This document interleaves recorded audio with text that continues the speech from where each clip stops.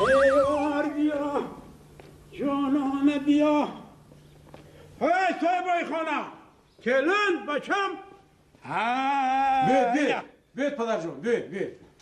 بیت اینه پدر تانولی شکسته باشم نریخته اینه پیغامی نک خبری خوش گوش که چیکار کردیم آمدیم گوش بیت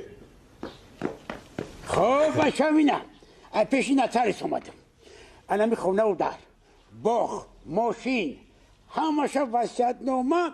به نامی بچم پرویز جان تمام اینه بگی که بچه که بگیم کتی کلن و نبیرون نصیب تان کنه بگی که اینه بگی تشکر پدر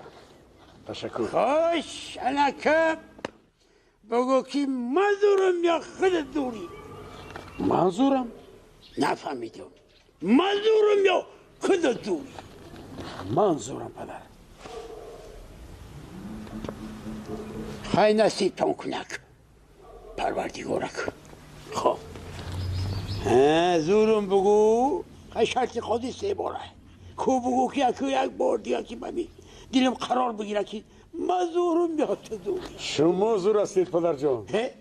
حال دو بار گفتی که مزورم کو وقتی که من میگفتم زورم اون لحظه دستان شما در روی کتفان من بودن و من از آن نیرو میگرفتم شما قوت دلی من هستید اما وقتی شما دستایتان را از روی کتفانم برداشتید از زوری من نشانی نماند آخر من